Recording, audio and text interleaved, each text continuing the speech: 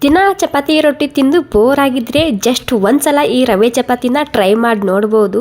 ತುಂಬಾ ರುಚಿಯಾಗಿರುತ್ತೆ. ನಾನಿಲ್ಲಿ 1 ಕಪ್ ಆಗುವಷ್ಟು ಚಿರೋಟಿ ರವೆ, 1 ಕಪ್ ಆಗುವಷ್ಟು ನೀರನ್ನ ಹಾಕ್ಕೊಂಡು ಮಿಕ್ಸ್ ಮಾಡ್ಕೊಂಡು ಇದಕ್ಕೆ ಒಂದು 10 ನಿಮಿಷ ನೆನೆಯೋದಕ್ಕೆ ಬಿಡ್ತಿದ್ದೀನಿ. 10 ನಿಮಿಷ ಆದಮೇಲೆ ಇದಕ್ಕೆ 1 ಕಪ್ ಆಗುವಷ್ಟು ಗೋಧಿ ಹಿಟ್ಟು, ರುಚಿಗೆ ತಕ್ಕಷ್ಟು ಉಪ್ಪು, ಅಜ್ವೈನು ಮತ್ತು ರೆಡ್ ಚಿಲ್ಲಿ ಫ್ಲೇಕ್ಸ್ ಹಾಕ್ತಿದ್ದೀನಿ.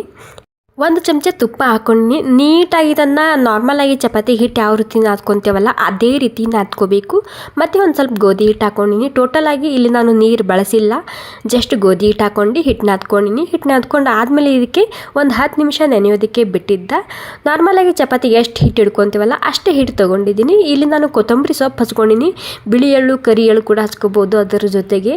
ಮತ್ತು ಇಲ್ಲಿ ಸ್ವಲ್ಪ ಎಣ್ಣೆ ಮತ್ತು ಈ ರೀತಿ ಹಿಟ್ಟನ್ನ ಹಚ್ಚಿ ಇದನ್ನು ಇದೇ ರೀತಿ ಮಡಿಸ್ಕೊಂಡು ತೊಗೊತಿದ್ದೀನಿ. ಸೊ ತುಂಬಾ ರುಚಿಯಾಗಿರುವಂತಹ ಹೆಲ್ದಿ ಆಗಿರುವಂತಹ ರವೆ ಚಪಾತಿ ತಯಾರಾಗುತ್ತೆ. ನೀವು ಇಲ್ಲಿ ತುಪ್ಪನಾದರೂ ಹಚ್ಬೋದು, ಎಣ್ಣೆನಾದರೂ ಹಚ್ಬೋದು. ಟೋಟಲಿ ಕ್ರಿಸ್ಪಿ ಆಗೋ ತನಕ ಬೇಯಿಸ್ಕೊಂಡು ತೊಗೊಂಡ್ರೆ ಸೂಪರ್ ಹೆಲ್ದಿ ರವೆ ಚಪಾತಿ ತಯಾರಾಗುತ್ತೆ.